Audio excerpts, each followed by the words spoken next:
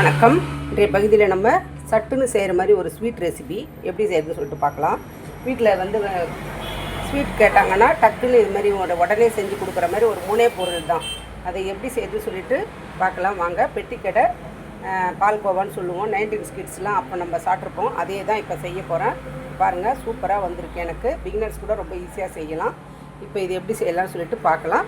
அதுக்கு முன்னாடி எல்லாருக்கும் ஒரு சின்ன ரெக்வஸ்ட், நம்ம சேனலில் சப்ஸ்கிரைப் பண்ணாத வியூவர்ஸு சப்ஸ்கிரைப் பண்ணிவிட்டு பாருங்கள். நிறைய சப்போர்ட் பண்ணுறீங்க. இதே மாதிரி சப்போர்ட்டை எப்பவும் பண்ணிக்கிட்டே இருங்க.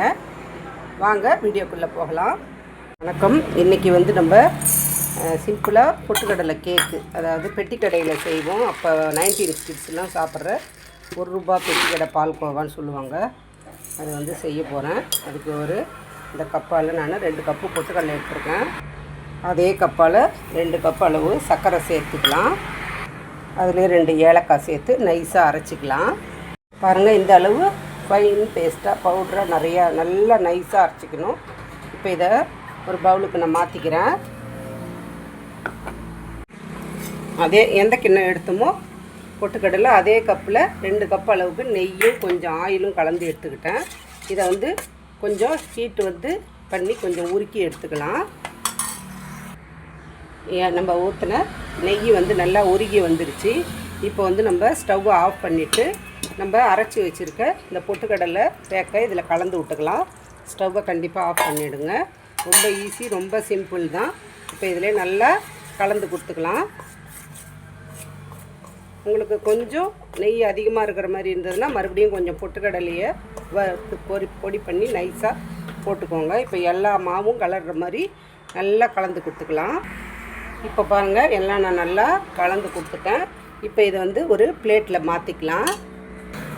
இப்போ ஒரு பிளேட்டில் நான் இதை கொட்டி சமப்படுத்திடுறேன். இப்போ இதை ஒரு பிளேட்டில் நெய் எண்ணெய் எதுவுமே தடவலை. நான் இப்போ ஒரு ட்ரே மாதிரி இருந்தாலும் பரவாயில்ல. நான் ஒரு சாதாரண டீ காஃபி ட்ரேவில் இதுக்கு சமப்படுத்தி கொஞ்சம் நல்லா ஆற விட்டுக்கலாம்.